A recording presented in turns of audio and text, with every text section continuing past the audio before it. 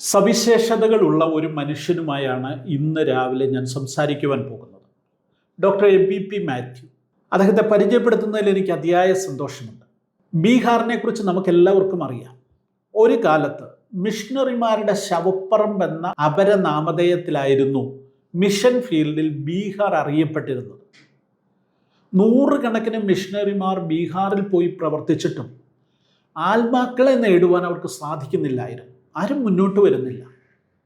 അങ്ങനെ ദീർഘമായൊരു കാലഘട്ടം മറ്റ് ഇന്ത്യയിലെ പല ഭാഗങ്ങളിലും സഭ വളർച്ച പ്രാപിച്ചപ്പോഴും ബീഹാർ അറച്ചറച്ച് നിന്ന ഒരു മേഖലയായിരുന്നു. ഇരുളടഞ്ഞൊരു മേഖല.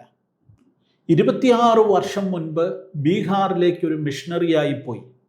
കഴിഞ്ഞ 26 വർഷം കൊണ്ട് അത്ഭുതകരമായ ഒരു മിനിസ്ട്രി ചെയ്യുവാൻ സാധിച്ച അനുഗ്രഹീതനായ ഒരു മിഷണറിയാണ് നമ്മുടെ മുൻപിലുള്ളത്.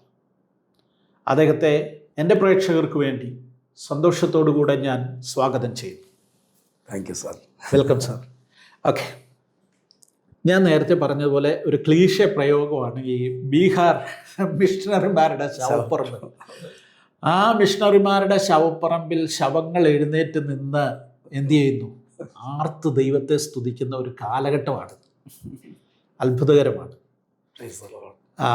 ദൈവത്തിൻ്റെ പ്രവൃത്തി ഏതു മേഖലകളിലാണെങ്കിലും എത്ര ഇരുളടഞ്ഞിടത്താണെങ്കിലും കൃത്യമായ സമയത്ത് നടന്നിരിക്കുമെന്നുള്ളതിന് യാതൊരു സംശയവുമില്ല. സാറിനെ പ്രേക്ഷകർക്ക് പരിചയപ്പെടുത്തുമ്പോൾ എനിക്ക് അതിയായ സന്തോഷത്തോടു കൂടെ പറയുവാനുള്ളത്, ഒരു ക്രിസ്തീയ കുടുംബത്തിൽ, പാരമ്പര്യമുള്ള ഒരു ക്രിസ്തീയ കുടുംബത്തിൽ പെന്തക്കോസ്ത് മാതാപിതാക്കൾ, സാറിൻ്റെ ബാല്യത്തിൽ തന്നെ അവർ പെന്തക്കോസ്ത് വിശ്വാസം സ്വീകരിച്ചവരാണ്. അങ്ങനെ മല്ലപ്പള്ളി സ്വദേശം. വിദ്യാഭ്യാസ കാര്യം പറയുകയാണെങ്കിൽ 26-ാമത്തെ വയസ്സിൽ എൻവയോൺമെൻറ്റൽ സയൻസിൽ PhD നേടി. അത് നിസ്സാരമായ ഒരു കാര്യമല്ല. 25-ാമത്തെ വയസ്സിൽ, 26-ാമത്തെ വയസ്സിൽ ഗാന്ധി യൂണിവേഴ്സിറ്റിയിലെ ഒരു ലെക്ചറായി. അഭിമാനിക്കാൻ പറ്റുന്ന, അല്ലെങ്കിൽ അവിടെ നിന്ന് മുന്നോട്ട് പോയിരുന്നെങ്കിൽ ഒത്തിരി ഉയരങ്ങൾ കീഴടക്കാൻ പറ്റുന്ന വിദ്യാഭ്യാസ രംഗത്ത് അല്ലെങ്കിൽ മറ്റ് പല നിലകളിൽ എത്തിച്ചേരാൻ പറ്റുമായിരുന്നു. കുറച്ചു കാലം ഗൾഫിൽ ജോലി ചെയ്തു, ഉന്നതമായ നിലയിൽ ഗൾഫിൽ ജോലി ചെയ്തു. ഇതെല്ലാം ഉപേക്ഷിച്ച് ബീഹാർ പോലെ റിമോട്ടായിട്ടുള്ളൊരു മേഖലയിലേക്ക്, സൗകര്യങ്ങൾ, ജീവിത സാഹചര്യങ്ങളൊക്കെ കുറവുള്ള ഒരു മേഖലയിലേക്ക് സുവിശേഷവുമായി പോയി എന്ന് പറയുന്നത്, അത് അങ്ങനൊരു തീരുമാനമെടുത്തത് ഇന്ന് തിരിഞ്ഞു നോക്കുമ്പോൾ അതൊരു ദൈവപ്രവൃത്തിയായിരുന്നു, ദൈവത്തിൻ്റെ ഹിതമായിരുന്നു എന്നുള്ളത് യാഥാർത്ഥ്യമാണ്. എങ്കിലും ആ പ്രോസസ്സിലൂടെ കടന്നുപോയത് വലിയ ബുദ്ധിമുട്ടുള്ളൊരു കാര്യമായിരിക്കുമെന്ന് എനിക്കറിയാം. എങ്ങനെയാണ് അങ്ങനെ ഒരു തീരുമാനത്തിലേക്ക് എത്തിയത്? സാറിന് തന്നെ അങ്ങ് തുടർച്ചയായിട്ട് പറയാം. ഞാൻ ചോദ്യങ്ങളൊന്നും ചോദിക്കുന്നില്ല. എൻ്റെ പ്രേക്ഷകർ പറയുന്ന ഒരു പ്രധാന പരാതി, ഞാൻ ഇടയ്ക്കിടയ്ക്ക് ഇങ്ങനെ എന്ത് ചെയ്യുന്നുണ്ട്, ഈ ഇൻ്റർവ്യൂ ചെയ്യുന്ന ആളുകളോട് ആവശ്യത്തിൽ കൂടുതൽ ചോദ്യങ്ങൾ ചോദിക്കുന്നു, ഇടപെടുന്നു എന്നുള്ളത്. ഞാൻ ഇടപെടൽ നടത്താതെ തന്നെ മുന്നോട്ട് പോകണമെന്നാണ് എൻ്റെ ആഗ്രഹം. എങ്കിലും ഇടയ്ക്ക് എന്തെങ്കിലും പറയാൻ എനിക്കങ്ങ് മുട്ടുകയാണെങ്കിൽ പറഞ്ഞു പോകും. ഓക്കെ, എനിവേ സാറിന് തുടങ്ങാം. എവിടെ നിന്ന് വേണേലും തുടങ്ങാം. ഇതാണ് കാര്യം. ബീഹാറിലെ ഒരു മിഷണറിക്ക് മലയാളി ഇവാഞ്ചലിക്കൽ കമ്മ്യൂണിറ്റിയോട് പറയാനുള്ളത് എന്താണ്? അത് കേൾക്കാനാണ് ഞങ്ങൾക്ക് ആഗ്രഹം. ഓക്കെ, സാറിന് എന്നോട് ഇടയ്ക്ക് ചോദ്യം ചോദിക്കാം. കാരണം അല്ലെങ്കിൽ ഞാൻ വേറൊരു ഡയറക്ഷനിൽ പോയിരുന്നതിൽ വഴിതെറ്റിപ്പോകും. അതെ അതെ, ഇവിടെ നമ്മുടെ കമ്മ്യൂണിറ്റിക്ക് എന്താണ്, അവരോട് എന്താ പറയേണ്ടത് എന്നുള്ളത് സാറിൻ്റെ മനസ്സിൽ, സാറിന് കുറച്ചുകൂടെ വ്യക്തമായിട്ട് അറിയാവുമ്പോൾ ഈ ഇടയ്ക്ക് തീർച്ചയായിട്ടും ചോദ്യങ്ങൾ ചോദിക്കുന്നത് നല്ലതാണ്. എന്നെ അത് സഹായിക്കും. ഓക്കെ, 12-ാമത്തെ വയസ്സിലാണ് എനിക്ക് കർത്താവിനെ സ്വീകരിക്കാൻ ദൈവം അവസരം നൽകിയത്. ടി എ ചെറിയാൻ പാസ്റ്റർ, കുഞ്ഞാപ്പിച്ചായ, ആ ഒരു ജനറേഷൻ ഓഫ് പീപ്പിൾ, അവർ മല്ലപ്പള്ളിയിൽ നിന്നും, ഞങ്ങൾ ആക്ച്വലി മാരാമണ്ണുകാരാണ്, മാളിയേക്കൽ കുടുംബം. അവിടെ നിന്ന് എൻ്റെ പേരൻസ് തടിയൂർ ഭാഗത്തേക്ക് വന്നു. എൻ്റെ വലിയപ്പച്ചൻ, അവരെ കുടുംബമായിട്ട് അവിടേക്ക് മല്ലപ്പള്ളിയിൽ നിന്നും പലപ്പോഴും നടന്ന് പോയി ടി എ ചെറിയാൻ പാസ്റ്റർ കുഞ്ഞാപ്പിച്ചായൻ സുവിശേഷം പറഞ്ഞു. അങ്ങനെ എൻ്റെ പപ്പായുടെ ഉപ്പാപ്പൻ കുടുംബം വിശ്വാസത്തിലേക്ക് വന്നു. അങ്ങനെയാണ് മോൻ പാസ്റ്റർ, കുമ്പനാട് ഉള്ള ടി എ ചെറിയാൻ പാസ്റ്ററുടെ അദ്ദേഹവും ചേർന്ന് ഞങ്ങളുടെ വീട്ടിൽ, നമ്മളുടെ കുടുംബ വീട്ടിൽ ആദ്യത്തെ സഭ അവിടെ തുടങ്ങിയാണ്. സാറപ്പച്ചൻ വന്ന് ആ സഭ അവിടെ സമർപ്പിച്ച് അങ്ങനെ അതിനുശേഷം എൻ്റെ പേരൻസ് വിശ്വാസത്തിലേക്ക് അതിനടുത്ത് തന്നെ വരാൻ കർത്താവ് സഹായിച്ചു. പിന്നീട് ഒരു 12ാമത്തെ വയസ്സിൽ എനിക്ക് കർത്താവിനെ സ്വീകരിക്കാനുള്ള ഭാഗ്യം ദൈവം നൽകി. അപ്പോൾ ആ സമയത്തൊക്കെ സുവിശേഷ വേല ചെയ്യണം എന്നുള്ള ഒരു കാര്യം ഇത് സാറി ചോദിക്കുമ്പോൾ എൻ്റെ മനസ്സിലേക്ക് ദൈവം തന്ന അതിൻ്റെ ഒരു കാരണമായിട്ട് എനിക്ക് മനസ്സിലേക്ക് വന്ന ദൈവം നൽകിയ ചിന്തയെന്ന് എൻ്റെ മാതാവിൻ്റെ പ്രാർത്ഥനയാണ്. താൻ വളരെ നാളുകൾക്ക് ശേഷം അടുത്തിട few years back she said, ഞാൻ എൻ്റെ ഒരു മകനെ സുവിശേഷ വേലയ്ക്ക് വേണ്ടി കർത്താവെ വിളിക്കണമേ എന്ന് ഞാൻ പ്രാർത്ഥിച്ചു. കഴിഞ്ഞ ദിവസം ഇപ്പോൾ എൻ്റെ മാതാവിന് തീരെ സുഖമില്ലായിരുന്നു. ഇന്നും രാവിലെ അല്പം ബെറ്ററായിട്ട് കണ്ടിട്ടാണ് ഞാൻ വരുന്നത്. അപ്പോൾ എത്ര വയസ്സുണ്ട്? ഇപ്പോൾ 95 വയസ്സ് കഴിഞ്ഞു. 95. അതെ അതെ അതെ അതെ. താൻ 9:30 പ്രാർത്ഥനയ്ക്ക് തനിക്ക് നിർബന്ധമാണ് 9 മണിക്കെങ്കിലും അവിടെ ചെന്നിരിക്കണം. ഞായറാഴ്ച പ്രാർത്ഥന. 94ാമത്തെ വയസ്സിലും ആരും കൊണ്ടുവിടാൻ കിട്ടിയില്ലെങ്കിൽ താൻ നടന്നങ്ങ് പോകും. അങ്ങനെ ഒരു ദൈവസഭയോട് വളരെ സമർപ്പിതയായ താൻ എപ്പോഴും പാസ്റ്ററുടെ പക്ഷത്തായിരിക്കും. ഏത് പാസ്റ്റർ വന്നാലും ദൈവം കഴിഞ്ഞ പാസ്റ്റർക്ക് പൂർണ്ണ പിന്തുണയാണ് എപ്പോഴും. അങ്ങനെ ഒരാള്. അപ്പം കഴിഞ്ഞ ദിവസം പാസ്റ്റർ വീട്ടിൽ വന്നപ്പോൾ പറഞ്ഞു, പാസ്റ്ററെ ഞാൻ ഇവന് വേണ്ടി പ്രാർത്ഥിച്ചുകൊണ്ടിരുന്നു, കർത്താവ് ഇവനെ ഒരു സഭയുടെ പാസ്റ്റർ ആക്കണേ. ഇതായിരുന്നു എൻ്റെ പ്രാർത്ഥന. പക്ഷെ ദൈവം ഇവനെ ഒരു സുവിശേഷകനായിട്ട് അയച്ചു. എനിക്ക് ഭയങ്കര സന്തോഷമാണ്. അപ്പം ഇതായിരുന്നു എൻ്റെ പ്രാർത്ഥന. സത്യത്തിൽ ഞാനൊരു സുവിശേഷകനാകാനുള്ള ഒരു കാരണം അതാണ്. ഞാനിങ്ങനെ പഠിച്ച് ഇടയ്ക്ക് ബാക്ക് സ്ലൈഡിങ് ഉണ്ടായി. Secret back sliding. എൻ്റെ ബ്രദറാണെങ്കിൽ പുള്ളി ഇച്ചിരി ആള് വേണമെങ്കിൽ ഒരല്പം വഴക്കൊക്കെ ഉണ്ടാക്കും. പക്ഷെ ഞാനങ്ങനെ പബ്ലിക്കായിട്ട് വഴക്കുണ്ടാക്കുന്നില്ല. ആരും അറിയാതുള്ളൊരു ബാക്ക് സ്ലൈഡ്. അതെ, പകൽമാന്യൻ. അങ്ങനെ SB കോളേജിൽ പഠിക്കാൻ കർത്താവ് സഹായിച്ചു.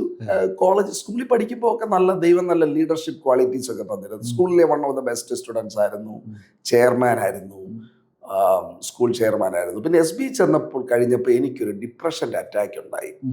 അതൊരു സൈറ്റാനിക് അറ്റാക്ക് ആയിരുന്നു 100%. പിന്നെ അത് ഞാനൊരു 4 വർഷം അപ്പോൾ ആത്മഹത്യ ടെൻഡൻസി, ഭയങ്കര ടെൻഡൻസി, ഇനി ഒരു മനുഷ്യനെ കാണണ്ട. അല്ല സാറേ, അതൊന്നും കൂടെ ഒന്ന് വിശദീകരിച്ച. കാരണം നമ്മുടെ ഒരു ചെറുപ്പക്കാരെയൊക്കെ ബാധിക്കാൻ സാധ്യതയുള്ള, അവരൊക്കെ കടന്നു പോകുന്ന, ആരോടും പറയാൻ പറ്റാത്ത ഒരു സാഹചര്യമായിരിക്കും. സാർ ആ നിലയിൽ കടന്നുപോയ ഒരു സാഹചര്യം ഒന്നും കൂടെ പറഞ്ഞാൽ. അതില് ഞാൻ പറഞ്ഞല്ലോ, ഒരു സീക്രട്ട് ബാക്ക് സ്ലൈഡിങ് എനിക്ക് ഉണ്ടായിരുന്നു. അതാർക്കും അറിയത്തില്ല. But that was there. പള്ളി പോകുന്നുണ്ട്, കൈയടിക്കുന്നുണ്ട്, അതൊക്കെ ഉണ്ട്. പക്ഷെങ്കിൽ secretly I was away from the Lord. അങ്ങനെ ഞാൻ സാത്താന് കയറാനുള്ള ഒരു അവസരം കൊടുത്തു. ഒരു ക്ലാസ്സിൽ ഇങ്ങനെ ഇരിക്കുന്നുണ്ടേ ഒരാൾ എന്നെ അവിടെ നിന്ന് ഇങ്ങനെ തിരിഞ്ഞു നോക്കി. അവരെന്നോട് ചോദിച്ചു അപ്പം ഞാൻ ചോദിച്ചു, ഇവനെന്തിനാ എന്നെ നോക്കി ചിരിച്ചത്? അതാണ് അതിൻ്റെ തുടക്കം. അത് ഞാൻ വളരെ ക്ലിയർ ആയിട്ട് ഓർക്കുന്നുണ്ട്. SB കോളേജിലെ കാവുക്കാട്ട് ഹോളിനടുത്തുള്ള റൂമിൽ വെച്ച് നടക്കുന്ന കാര്യമായിരുന്നു. ക്ലാസ് റൂമിൽ വെച്ച് ഞാൻ വെളിയിലോട്ട് ഇറങ്ങി, നീ എത്രടാ എന്നെ നോക്കി ചിരിച്ചേ? എന്തിന്? അവനൊക്കെ പോയി. പക്ഷെ അതൊരു സീഡായിട്ട് കിടന്നങ്ങോട്ട് വളരാൻ തുടങ്ങി.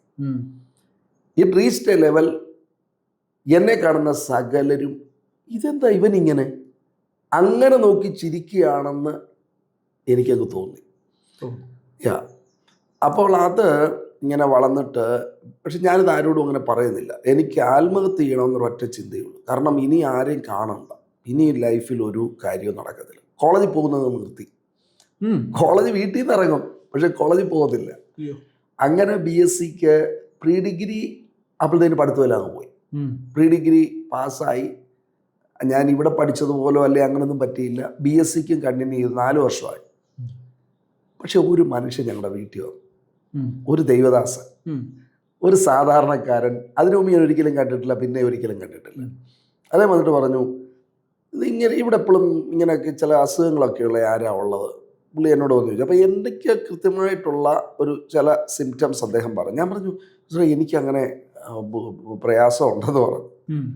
അദ്ദേഹം എന്നോട് നേരിട്ടൊരു കാര്യം പറയാം, സാത്താൻ നിന്നെ ഒരു ഭ്രാന്തനാക്കാൻ നോക്കുക, നീ പ്രാർത്ഥിക്കണം, നീ ഉപവസിക്കണം, ദൈവം നിന്നെ സൗഖ്യമാണ്, ദൈവം നിന്നെ ഉപയോഗിക്കും. ഈ ആദ്യം പറഞ്ഞ 2 ഞാൻ കൃത്യമായിട്ട് ഓർക്കുന്നു. സാത്താൻ നിന്നെ ഒരു ഭ്രാന്തനാക്കാൻ നോക്കുന്നു എന്നൊക്കെ പറഞ്ഞത്. പക്ഷേ അത് ഒരു ശനിയാഴ്ചയാണ്. അപ്പോൾ എൻ്റെ സിംറ്റം എന്ന് പറയുന്നത് എല്ലാവരും എന്നെ നോക്കി ചിരിക്കുന്നു. അടുത്ത ദിവസം സൺഡേ സപ്ലിമെൻറ്റിൽ ഒരു സ്പെഷ്യൽ ആർട്ടിക്കിൾ. ആ ആർട്ടിക്കിൾ എഴുതിയിരിക്കുക, ഭ്രാന്തിൻ്റെ ഒന്നാമത്തെ ഒരു ലക്ഷണം എല്ലാവരും നമ്മളെ നോക്കി ചിരിക്കുക, പരിഹസിക്കുക നമുക്ക് തോന്നുന്നു. എൻ്റെ ഈ 4 വർഷത്തെ തോന്നല് ദൈവദാസൻ പറഞ്ഞു എനിക്കൊരു മനസ്സിലായില്ലെങ്കിൽ പേപ്പറിൽ അച്ചടിച്ചു മലയാള മനോരമയിൽ അച്ചടിച്ചു വന്നിരിക്കുക. ഞാനൊരു ടെക്നിക്കൽ പ്രാർത്ഥന അങ്ങ് തുടങ്ങി. എന്ന് പറഞ്ഞാൽ വിശ്വാസമുണ്ടോ ഇല്ലയോ, വിശ്വാസമുണ്ട്, ബട്ട് ഐ സ്റ്റാർട്ടഡ് പ്രേയിങ്. ദൈവം എന്നെ അത്ഭുതകരമായി സൗഖ്യമാക്കി. ഗ്രാജുവലി അപ്പൊ എത്ര കാലം എടുത്തു ആ പ്രാർത്ഥന? അതൊരു ഒരു വിടുതൽ കിട്ടാൻ ഒരു ഫ്യൂ മന്ത്സ് എടുത്തു. പക്ഷെ അതിന് ഒറ്റ കാര്യം ഞാൻ ചെയ്തത് പ്രാർത്ഥിക്കുക എന്നുള്ളതായിരുന്നു. സത്യം പറഞ്ഞാൽ ഞാൻ പലരുടെ അടുക്ക് പോകാനൊക്കെ ശ്രമിച്ചു, പല ദൈവദാസന്മാരുടെ അടുക്ക് പോകാനൊക്കെ ശ്രമിച്ചു. പക്ഷെ അത് പറ്റിയില്ല. അതിന് പോലുമുള്ള പിന്നെ അതിനാരും ഇന്നൊക്കെ കുറച്ചുകൂടെ നമുക്ക് കൗൺസിലിംഗ് പ്ലേസസ് ആൻഡ് ഇതെല്ലാം ഉണ്ട്. ഇതാർക്കും എനിക്ക് ഈ പ്രശ്നമുണ്ടെന്ന് ആർക്കും അറിയത്തില്ല. ഇത് എനിക്ക് മാത്രമേ അറിയത്തുള്ളൂ. ഞാനിപ്പോൾ പേരൻസിന് പോലും അറിയത്തില്ല. ഞാൻ മുറിയൊക്കെ അടച്ചിട്ട് മദറിനോട് പറഞ്ഞിട്ടുണ്ട് ഞാനിനി ഈ മുറിക്കകത്തൊന്നും ഇറങ്ങത്തില്ല. അങ്ങനെയൊക്കെ ഒരു സ്ഥിതി ഉണ്ടായിട്ടുണ്ടെങ്കിലും പക്ഷെ BSc 3rd year ആയപ്പോൾ എനിക്കിതിൽ നിന്ന് ദൈവം ഒരു വിടുതൽ തന്നു. അപ്പോൾ എൻ്റെ ഒരു ഫ്രണ്ടുണ്ട്, അതാണ് ഈ ഫ്രണ്ട്ഷിപ്പ്. നമ്മൾ ഈ അവൈലബിൾ ആയിരിക്കുക. അവൻ വന്നപ്പോൾ അവനോട് ഞാൻ പറഞ്ഞു, അവൻ പ്രാർത്ഥിക്കാൻ തുടങ്ങി എനിക്ക് വേണ്ടി. കർത്താവ് AB പറയണ ഇവൻ സുന്ദരനാണ്. അപ്പൊ ഞാനൊരു ബാത്റൂമിൽ ഭയങ്കര പാട്ട്, അവര് പറഞ്ഞിട്ട് എന്താ ഭയങ്കര പാട്ടാണല്ലോ. എബി ഇന്ന് ഞാൻ കോളേജിൽ പോയപ്പോ ആൾക്കാർ പറഞ്ഞു നീ വളരെ ഹാൻസം ആണല്ലോ. അപ്പൊ പറയാ എന്റെ പ്രാർത്ഥന ദൈവം കേട്ടു.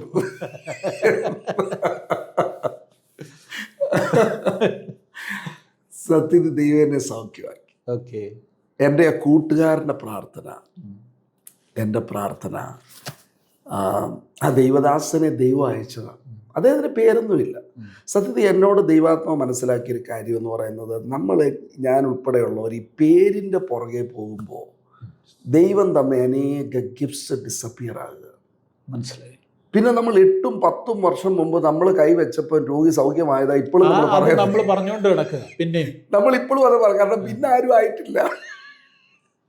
കാരണം കർത്താവ് എവിടൊക്കെ സൗഖ്യമാക്കിയോ അവിടെയെല്ലാം യേശു പറഞ്ഞു എന്നെ പ്രസിദ്ധനാക്കരുത്. ഇന്ന് ഞാൻ ഉൾപ്പെടെയുള്ള എന്നെ പോലുള്ള പാസ്റ്റർ ഞാൻ പറയുന്നത് എന്താ, എന്നെ പ്രസിദ്ധനാക്കണം, എന്നെ വൈറലാക്കണം. എന്നോട് ഈ കഴിഞ്ഞ ഒരു 3-4 months back God spoke to me. അതെന്നോട് ദൈവാത്മാവ് പണ്ട് പറഞ്ഞ, നമുക്ക് ഈ വെബ്സൈറ്റോ കാര്യങ്ങളോ നമ്മൾ ചെയ്തിട്ടില്ല. അതൊന്നും തെറ്റൊന്നുമല്ല, അതൊക്കെ ചെയ്യേണ്ടതാണ്. പക്ഷെ എന്നോട് ദൈവം പറഞ്ഞു you do it secretly, you do ministry secretly. ഒരു അത്ഭുതവും നമ്മൾ ഈ സ്റ്റേജിലോട്ട് വിളിച്ച് പറയേണ്ട കാര്യമില്ല. കാരണം കർത്താവ് ആരെങ്കിലും സ്റ്റേജിൽ വിളിച്ചു, കർത്താവ് എല്ലാവരോടും പറഞ്ഞു ആരോടും പറയരുത്, പക്ഷെ അവരെന്ന് പറഞ്ഞു. അപ്പം നമ്മൾ കർത്താവിൻ്റെ നാമത്തിൻ്റെ മഹത്വത്തിന് വേണ്ടി സ്റ്റേജിലോട്ട് വിളിച്ച് കയറ്റുമ്പോൾ സത്യത്തിൽ ഉള്ളിൻ്റെ ഉള്ളിൽ ഞാൻ എൻ്റെ മഹത്വമാണ് പ്രതീക്ഷിക്കുന്നത്. അതോടുകൂടെ ദൈവം തന്നെ മഹത്വം ആരുമായിട്ടും പങ്കുവയ്ക്കത്തില്ല. സോ അതാണ് നമ്മൾ നേരിടുന്ന ദൈവസഭ, പെന്തക്കോസ്ത് സഭ തന്നെ നേരിടുന്ന ഒരു പ്രധാന പ്രശ്നമാണ്. ഞാൻ നമ്മുടെ ചർച്ചകളിലൂടെ ഇങ്ങനെ പോകുന്നുണ്ടെങ്കിൽ ആയിരക്കണക്കിന് മിറക്കിൾസാണ്. ഞാനൊരു പയ്യനോട് ചോദിച്ചു, രാവിലെ നീ എങ്ങനെയാ വിശ്വാസി വന്നേ? അപ്പോൾ അവൻ ഭയങ്കര മഴയായിട്ട് ചെല്ലാൻ പറ്റാത്ത പള്ളിയിലെല്ലാം വെള്ളം കയറി. പള്ളി എന്ന് പറയുന്നത് എന്തുവാ, നമ്മുടെ 50 വർഷം മുമ്പത്തെ പള്ളിയായി പറയുന്നേ. അവന് കൈ കൊണ്ട് ചെളിവെള്ളം എടുത്ത് കളയാ. ചർച്ച് കഴിഞ്ഞ ആൾക്കാർ വരുന്നേ അവിടെ, പക്ഷെ അവർ വരിക. ഇന്ന് വരെ ചെല്ലാൻ പറ്റത്തില്ലെന്ന് അവർക്കറിയാം. അതുപോലെ ഭയങ്കര മഴ, എവിടെ ഇരിക്കാൻ സ്ഥലമില്ല, ഇതിനകത്ത് മുഴുവൻ വെള്ളം.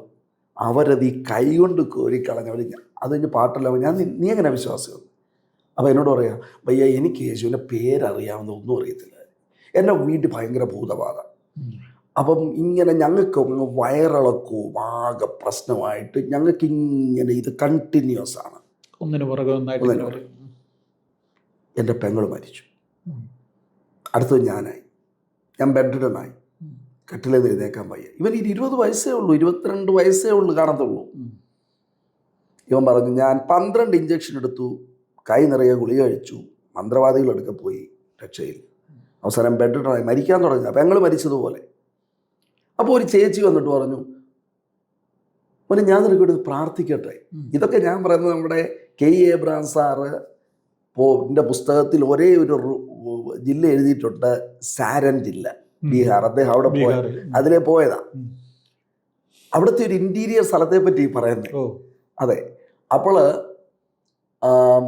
ഇവരെന്ത് ചെയ്തു, ഫോൺ എടുത്തിട്ട് നമ്പർ കുത്തിയിട്ട് ഒരു പാസ്റ്ററെ, അദ്ദേഹം ആരാന്ന് നമുക്കിപ്പോഴും അറിയത്തില്ല, അടുത്തുള്ള ഒരാളാ, ഒരു പേരും ഇല്ലാത്ത ഒരാളാണ്, ഇവൻ്റെ ചെവിയിലോട്ട് ഫോൺ വെച്ചു.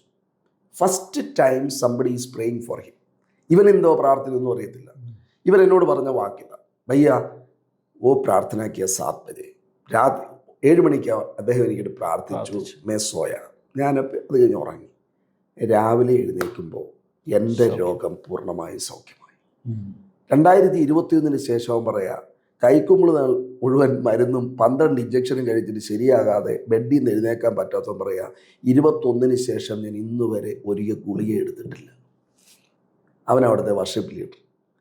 അവിടെ കീബോർഡോ ഒന്നുമില്ല, നമ്മുടെ പഴയ ഡ്രം പോലെ ഡോളൊക്കെ ഉണ്ട്, അത് മാത്രമേ ഉള്ളൂ.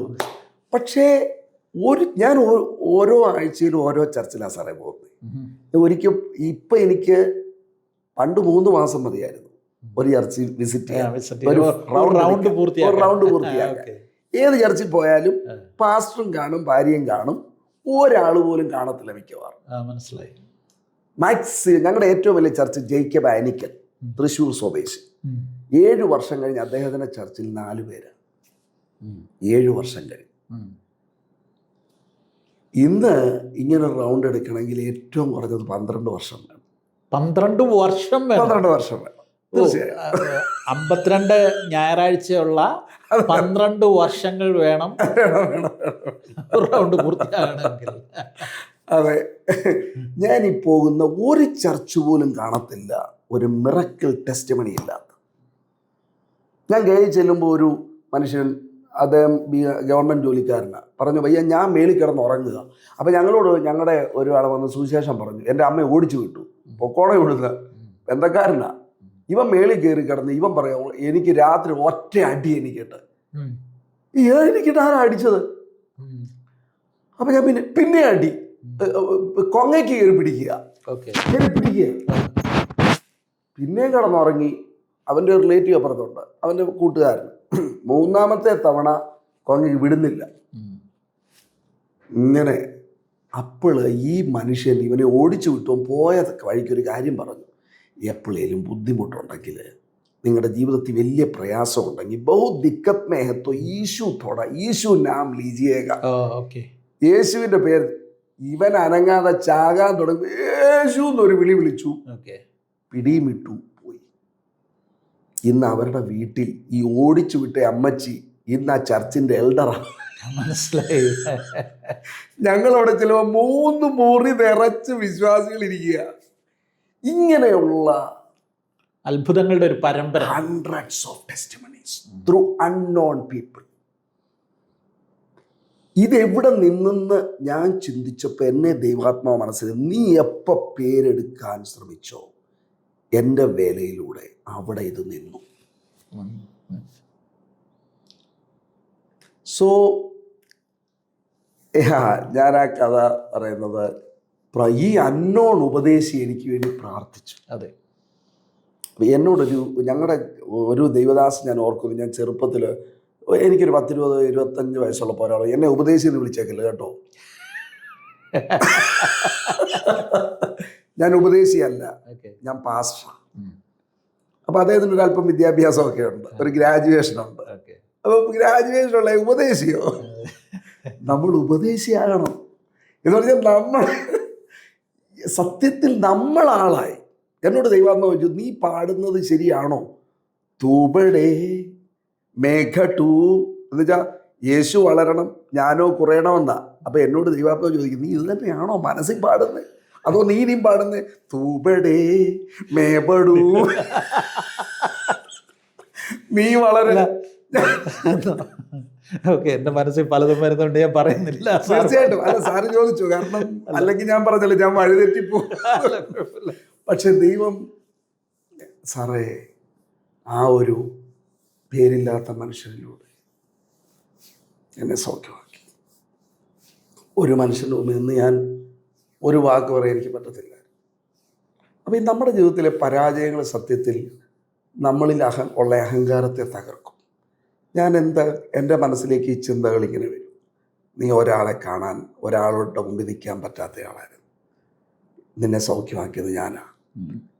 അപ്പോൾ എൻ്റെ അപ്പോൾ നമ്മുടെ ജീവിതത്തിലെ പരാജയങ്ങൾ സത്യത്തിൽ നമ്മളെ നിലത്ത് നിർത്തുന്ന ചില സംഭവങ്ങളാണ് പിന്നീട് വരും. അഹങ്കരിക്കാതിരിക്കാനുള്ള. അതെ അതെ അതെ. എനിക്ക് BSc ഒരു 3rd ഇയറിൽ നല്ലൊരു മാർക്ക് കിട്ടി. ഓക്കെ. അത് കഴിഞ്ഞപ്പം അപ്പോഴത്തേന് 2nd ഇയർ ഒക്കെ വരെ ഈ അസുഖമായിരുന്നു. സരദൈവം എനിക്ക് MSc ചെയ്യാൻ കർത്താവ് സഹായിച്ചു.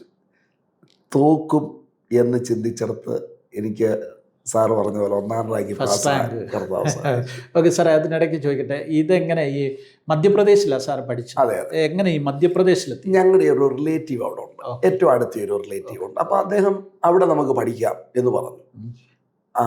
അവിടെ ചെന്നപ്പം ഇവിടെ അഡ്മിഷൻ കിട്ടി.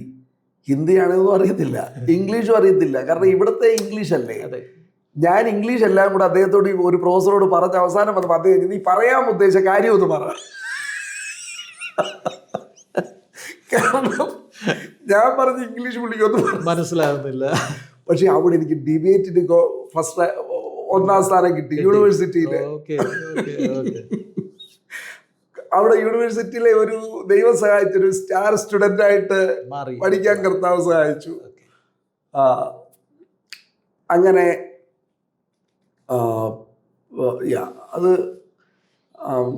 പിന്നെ ഇതുപോലെ ഏത് യൂണിവേഴ്സിറ്റിയിൽ പഠിത്തം നിന്നോ ആ യൂണിവേഴ്സിറ്റിയിൽ പോസ്റ്റ് ഗ്രാജുവേഷൻ ഡിപ്പാർട്ട്മെൻറ്റിൽ പഠിപ്പിക്കാൻ കർത്താവ് സഹായിച്ചു.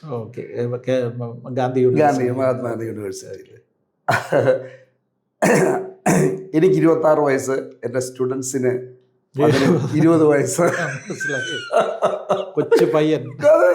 പിള്ളേർ ഭയങ്കര കാര്യമാണ് നമ്മളെ കണ്ടാലും വെച്ചിട്ടല്ലേ. അവിടെ വെച്ചാണ് ഞാൻ യങ്സ്റ്റേഴ്സിനിടയിൽ ഒന്ന് പ്രവർത്തിക്കാൻ തുടങ്ങി. ഓക്കെ സാറേ, എനിക്ക് പ്രസംഗിക്കാൻ ഒന്നും അറിയത്തില്ല, കാരണം എനിക്ക് പേടിയായി ഇത് വെച്ച് പ്രസംഗിക്കാൻ. കുറിപ്പ് വെച്ചു. അതെ അതെ. എൻ്റെ ചിന്തയിൽ ഇന്നും എൻ്റെ ഒരു ചിന്തയെന്ന് പറയുന്നത് ലോകത്തിലെ ഏറ്റവും നല്ല പ്രസംഗകരുടെ ബ്രീഡ് ഉള്ളത് കേരളത്തിലായിരിക്കും. We have so many pastors, preachers, excellent preachers. Paul യോങ്ങിച്ചോയുടെ പ്രസംഗം സാറൊന്ന് ശ്രദ്ധിച്ചു. ഒരു സിമ്പിൾ ഒരു പേപ്പർ എഴുതി വെച്ചിട്ട് ഒരു മോണോ എന്താ പറയുന്നത്, ആ പിച്ചെല്ലാം ഒരേ പിച്ചിലുള്ളത് ഞാൻ ഓർക്കുന്നുണ്ട്. കോട്ടയത്ത് വന്ന് നമ്മൾ വലിയ കാര്യമായിട്ട് ലോകത്തിലെ ഏറ്റവും വലിയ സഭയുടെ പ്രസംഗകന്റെ പ്രസംഗം കേൾക്കാനായിട്ട് നമ്മൾ കാത്തിരിക്കുക. വളരെ സിമ്പിളായിട്ട് കാര്യങ്ങൾ പറഞ്ഞ് അതിനകത്ത് നമ്മുടെ ഇവിടുത്തെ ഏത് ഒരു ലോക്കൽ സഭയിലെ ഒരു കുഞ്ഞു പാസ്റ്റർ പ്രസംഗിക്കുന്ന, നല്ലൊരു സൺഡേ സ്കൂൾ ടീച്ചർ പ്രസംഗിക്കുന്ന കാര്യങ്ങളേ ഉള്ളൂ. ദൈവമനുഷ്യനെ ഉപയോഗിച്ചു കേട്ടോ, അത് വേറൊരു വിഷയം. സത്യം. ഇതിൻ്റെ അകത്തെ ഡെപ്ത് എന്ന് പറയുന്നത് ഈ ഡോക്ടർ പോൾ യോങ്ങിച്ചോട് സാറിൻ്റെ പുസ്തകത്തിലായിരിക്കും, എവിടെയെങ്കിലും ഞാൻ വായിച്ചു ഓർക്കുന്നു. എങ്ങനെയാണ് നിങ്ങളുടെ ചർച്ച വളർന്നത്? അദ്ദേഹം 2 കാര്യങ്ങൾ ഞാൻ ചെയ്തു. ഒന്ന്, ഞാൻ രാവിലെ 4:30 എഴുന്നേറ്റ് എൻ്റെ സഭയിൽ പോകും. 5 തൊട്ട് 6 വരെ ഞാൻ പ്രാർത്ഥിക്കും വിശ്വാസികളോട്. 2, ഞാൻ എല്ലാ വെള്ളിയാഴ്ചയും ഓൾ നൈറ്റ് പ്രെയർ നടത്തും. ഇതേ കാര്യം സാറേ റിപ്പീറ്റ് ചെയ്യുന്നത് ഞങ്ങൾ ബീഹാറിൽ കണ്ടു. വേറൊന്നും ചെയ്തില്ല ഇവിടെ. That was A secret. സഭാ വളർച്ചയുടെ ഒരു രഹസ്യമാണ്. എന്നോട് ദൈവാത്മാവ് പറഞ്ഞു, നീ ഈ ശവപ്പറമ്പ് മാറുന്നത് കാണാൻ നീ ആഗ്രഹിക്കുന്നുണ്ടോ? അതിരാവിലെ എഴുന്നേറ്റ് പ്രാർത്ഥിക്കാൻ പറഞ്ഞു. അപ്പം ഞാൻ ഈ പ്രീതിയെ വിളിച്ചെഴുന്നേൽപ്പിക്കും. അപ്പം ഞാൻ പ്രീതി ഇങ്ങനൊന്നും പോരാ, പ്രീതി കൂടുതൽ പ്രാർത്ഥിക്കണം. പ്രീതി എന്ന് പറയുന്നത് ഭാര്യ. ഇതെല്ലാം കഴിഞ്ഞ് പ്രീതി ചിലപ്പോൾ 4 മണിക്ക് എഴുന്നേറ്റ് പ്രാർത്ഥിക്കാൻ, ചില സമയത്ത് 4:45 പ്രീതി അബദ്ധത്തിൽ എഴുന്നേപ്പം ഞാനിങ്ങനെ ഇരിപ്പുണ്ട് തപസ് ചെയ്യുന്നു, നല്ല ഉറക്കത്തിൽ. ഞാൻ ഓർ ദൈവമേ ഇന്ന് പൊട്ടി നാണക്കേട്. എനിക്ക് പോൾ യോങ്ങിച്ചോ സാറിൻ്റെ പാസ്റ്റിൻ്റെ ബുക്ക് വായിച്ചപ്പോൾ ഒരു സമാധാനം വന്നേ. ഒരിക്കൽ അമ്മായിയമ്മ വിളിച്ചു, നീ എവിടെ ഓടി വരാൻ പറഞ്ഞു. ഓടി വന്നപ്പോ എല്ലാരും ചിരിക്കുന്നു, നോക്കിയപ്പോ പാന്റ് ഇട്ടിട്ടില്ല. ഞാൻ എൻ്റെ പുസ്തകത്തിൽ അത് ട്രാൻസ്ലേറ്റ് ചെയ്ത് പലയിടത്തു നിന്ന്, അന്നൊന്നും ഈ ഇന്റർനെറ്റോ സംവിധാനം ഒന്നും ഇല്ലല്ലോ, ആ പുസ്തകം എഴുതി എത്രയോ വർഷങ്ങൾക്ക് മുമ്പാണ്. അപ്പം ഞാൻ ഈ പിന്നെ GFAയുടെ സെമിനാരിയിൽ നിന്ന് കുറേ ബുക്കുകളിൽ നിന്ന് ഇതെല്ലാം ഫോട്ടോ കോപ്പിയൊക്കെ എടുത്തുകൊണ്ടു ഇത്രയും പേപ്പറുണ്ട് ഇങ്ങനെ വായിച്ച് ഞാനിരുന്ന് ചിരി ഇത് വായിച്ചു. ഓക്കെ. അപ്പൊ ഇതെല്ലാം നമ്മളെല്ലാം മനുഷ്യരാ, വി ആർ നോട്ട് പെർഫെക്റ്റ്. ഇപ്പൊ ഒരു ദിവസം ഒരു ഗുളിക ഇന്ന് വിട്ടുപോയാൽ തന്നെ നാളെ കഴിക്കണം, ഇന്ന് ഉറങ്ങിപ്പോയാൽ നാളെ. പക്ഷെ അത് അദ്ദേഹം ചെയ്യാൻ ശ്രമിച്ചപ്പോ ചർച്ചിന് കൺസിസ്റ്റന്റ് ആയിട്ട് ആ കാര്യം ചെയ്യും. ഇപ്പം ഞാൻ പലപ്പോഴും പറഞ്ഞ ക്ലാസ് എടുത്തപ്പോഴൊക്കെ 1-2 പ്രാവശ്യം പറഞ്ഞിട്ടുള്ള ഒരു കാര്യം, ഇപ്പം നമ്മൾ ഒരു കടലക്കച്ചവടം നടത്തുന്ന ഒരു അയാളൊരു 10 വർഷം തുടർച്ചയായിട്ട് അത് നടത്തിയാൽ അതിനകത്ത് അയാൾക്കൊരു എക്സൽ ചെയ്യാൻ പറ്റും, അല്ലെങ്കിൽ നേട്ടം ഉണ്ടാക്കാൻ പറ്റും. എന്ന് പറഞ്ഞ പോലെ ഏത് കാര്യത്തിലും ഈ പ്രത്യേകിച്ച് സഭയുമായി ബന്ധപ്പെട്ട് നമ്മുടെ ഒരു കഴിവ് കൊണ്ടോ നമ്മുടെ പ്രാപ്തി കൊണ്ടോ അല്ലല്ലോ നടക്കുന്നത്. അപ്പോൾ നമ്മൾ അതിനകത്ത് കൺസിസ്റ്റൻ്റ് ആയിട്ട് ഈ കാര്യം കണ്ടിന്യൂസ് ആയിട്ട് ഇത് ചെയ്തുകൊണ്ടിരുന്നാൽ ദൈവം അതിനകത്ത് പ്രവർത്തിക്കുന്ന ഒരു പോയിന്റ് ഉണ്ട്. അവിടെ അത് കാര്യങ്ങളെല്ലാം മാറും. അതെ. സാറി പറഞ്ഞപ്പോൾ എൻ്റെ മനസ്സിലേക്ക് ഒരുപക്ഷെ ഞാൻ ഓർഡർ ഇത്ര തെറ്റിച്ചാണെങ്കിൽ എന്നോട് ദൈവാത്മാവ് പറഞ്ഞൊരു കാര്യം, you be here, you don't leave. അപ്പോൾ എനിക്ക് ലീവ് ചെയ്യാൻ സത്യം പറഞ്ഞാൽ മദർ തീരെ സുഖമില്ല, പക്ഷെ ഞാൻ നാളെ രാവിലെ തിരിച്ചു പോവുക. അപ്പോൾ ഒരു കൺസിസ്റ്റൻസി എന്ന് പറയുന്നത് നമ്മുടെ മിടുക്കോ, കർത്താവിന് അങ്ങനെ വലിയ മിടുക്കന്മാരെക്കാട്ടിൽ അവൈലബിൾ ആയിട്ടുള്ള. അതെ. അങ്ങനെ ഒരു കാര്യം ചെയ്യുമ്പോൾ നമ്മൾ ദൈവത്തിൻ്റെ അത്ഭുത പ്രവൃത്തിയെ കാണും. അപ്പം ഞാൻ പിന്നെ ആ യൂത്തിനിടയിൽ എനിക്ക് പ്രസംഗിക്കാൻ അറിയത്തില്ലെങ്കിലും ഇങ്ങനെ റാങ്ക് കിട്ടി, അത് ഈ മനോരമയിലും നമ്മുടെ ഗുഡ് ന്യൂസിലും ഒക്കെ വന്നായിരുന്നു. അപ്പോൾ ആളുകൾ ഇങ്ങനെ ഇതിന് വിളിക്കും, നമ്മുടെ ക്യാമ്പുകൾക്ക് വിളിക്കും. എനിക്കാണ് പ്രസംഗിക്കാൻ അറിയത്തുമില്ല, കുറിപ്പ് വെക്കത്തില്ല, കാരണം നാട്ടിലെ ഒരാൾ കുറിപ്പ് വെക്കുന്നില്ല, അന്നൊന്നും ആരും കുറിപ്പ് വെച്ച് പ്രസംഗിക്കാതെ. അപ്പൊ കുറിപ്പ് വെച്ചാലും ഇങ്ങനെ ഒളിഞ്ഞേ നോക്കത്തുള്ളൂ, കാരണം നാണക്കേട്. അപ്പൊ കുറിപ്പോണൊക്കെ നോക്കിയായിരുന്നെങ്കിൽ അങ്ങനെയെങ്കിലും ശരിയായിരുന്നു. പക്ഷെ എന്നാലും പക്ഷെ അങ്ങനെ എൻ്റെ മനസ്സിലേക്ക് എൻ്റെ ചില കൂട്ടുകാരിലൂടെയൊക്കെ അവരെന്നെ ഇങ്ങനെ പ്രൊമോട്ട് ചെയ്ത് ചെറിയ മീറ്റിങ്ങുകൾ കൊണ്ടുപോകും. എൻ്റെ മനസ്സിലേക്ക് സുവിശേഷ വിലയ്ക്ക് വേണ്ടിയുള്ള ഒരു താല്പര്യം. അങ്ങനെ എനിക്ക് അവിടെ സാറേ ഇപ്പം അതിനകത്തൊരു കാര്യം, ഇപ്പം ഒരു റാങ്ക് ഒക്കെ കിട്ടിയ ഒരു വിദ്യാർത്ഥിയെ സംബന്ധിച്ചിടത്തോളം കുറച്ചും കൂടെ ആ ലെവലിൽ മുന്നോട്ട് പോകാനുള്ള ഒരു താല്പര്യമല്ലേ ഉണ്ടാകേണ്ടത്. അതെ. പക്ഷെ എനിക്ക് എന്തോ ഈ അമ്മയുടെ പ്രാർത്ഥന കൊണ്ടൊക്കെ ആയിരിക്കും. പിന്നെ ഞാൻ 12ാമത്തെ വയസ്സിലെടുത്തൊരു തീരുമാനമുണ്ട്, എനിക്ക് യേശുവിൻ്റെ കർത്താവിൻ്റെ വേല ചെയ്യണമെന്ന്. പിന്നെ എന്നെ പറ്റിയുള്ള ദൈവത്തിൻ്റെ ഒരു ഇഷ്ടവും. അങ്ങനെ എനിക്ക് എപ്പോഴും ഇതിനോടൊക്കെ എൻ്റെ കോർഡിനേറ്റർ ഉണ്ട്, KP ജോയ് സാറായിരുന്നു ഞങ്ങളുടെ ഡയറക്ടർ, ബെസേലിയസ് കോളേജിൻ്റെ പ്രിൻസിപ്പളായിരുന്നു അദ്ദേഹം. പിന്നെ ഞങ്ങളുടെ വേറെ സതീഷ് സാർ പറയും, എൻ്റെ എബി നിങ്ങൾ ഈ അക്കാഡമിക്കലി ഇതാകാൻ നോക്ക്, എക്സൽ ചെയ്യാൻ നോക്ക്, നീ ഇങ്ങനെ പള്ളിയും കൊണ്ട് നടന്നാൽ എങ്ങനെയാ സതീഷ് കുമാർ എന്ന് പറയുന്ന സാറ്. അല്ല, അവർക്ക് അങ്ങനെ ചിന്തിക്കാം, എന്തൊരു നല്ല സാറാന്നുള്ളത് ഞാൻ ഓർക്കുക. ഞാനൊക്കെ ആണെങ്കിൽ എന്തോ ഒരു ഗമയില ചിലപ്പോൾ ഇങ്ങോട്ട് സ്റ്റേജിലോട്ട് കയറുന്നതും നമ്മുടെ നടപ്പും നമ്മുടെ നോട്ടവും നമ്മുടെ സംസാരവും ഒക്കെ ഈ മനുഷ്യൻ PhD ഒക്കെയുള്ള മനുഷ്യൻ അവിടെ ഉള്ള പ്യൂണിനെ അയാൾ ഞാൻ കണ്ടത്. ഞാൻ അയാൾക്ക് കൂടെ പഠിച്ചൊരു കാര്യം, അയാൾ പ്യൂണിനെയും വിളിക്കുന്നത് സാറേ എന്നാണ്. ഹംബിൾ ആകാൻ സാധിക്കുന്നത് അതേ ഒരു ഹിന്ദു സ്നേഹിതന. ഞാൻ പറയുന്നത് ഇതൊക്കെ എന്ന് പറയുന്നത് നമ്മളെ സത്യത്തിൽ നമ്മളിൽ എത്രയോ നമ്മൾ ഇവരിൽ നിന്നൊക്കെ പഠിക്കേണ്ടി വരിക. പിന്നെ തീർച്ചയായിട്ടും എനിവേ അതിൽ ഞാനിങ്ങനെ ഇൻവോൾവ് ആയി കഴിഞ്ഞപ്പോൾ എൻ്റെ മനസ്സിലേക്ക് സുവിശേഷ വേലയ്ക്ക് വേണ്ടിയുള്ളൊരു താല്പര്യം. പിന്നെ ഇതൊന്നും എനിക്കൊരു കാര്യമില്ല, മീൻസ് ഇതിൽ എക്സൽ ചെയ്യുക, അല്ലെങ്കിൽ പണം സമ്പാദിക്കുക, അല്ലെ അങ്ങനെയൊക്കെയുള്ള ചിന്തകളുണ്ട്. കർത്താവിന് വേണ്ടി പ്രവർത്തിക്കണമെന്നൊരു. അപ്പോൾ ഇങ്ങനെ ചിന്തിച്ചിരിക്കുമ്പോൾ എനിക്കൊരു 3 ഇൻ്റർവ്യൂ വരിക ഒറ്റയാഴ്ച. ഒന്ന് IIT ഖരഗ്പൂർ, ഒന്ന് റിസർച്ച് ഫെലോ, ഒന്ന് പോസ്റ്റ് ഡോക്ടറൽ ചൈനയിലെ, 3 സൗദി അറേബ്യ. അപ്പം ഞാനിങ്ങനെ ചിന്തിച്ചപ്പോൾ ഇത് ഒരേ സമയം ഒറ്റ ആഴ്ചക്കകത്ത് അതിലെനിക്ക് സെലക്ട് ചെയ്യണം എവിടെ പോകണമെന്ന്. അപ്പം ഞാൻ ഈ 2 പോയാൽ I will end up in some western country. ഞാൻ ആ റിസർച്ച് ചെയ്ത് ഇങ്ങനെ അങ്ങ് പോകും. അപ്പം ഞാൻ വിചാരിച്ചു ഇവിടെ പോയാൽ എനിക്ക് തിരിച്ചു വരാം. സൗദി പോയി. അതെ.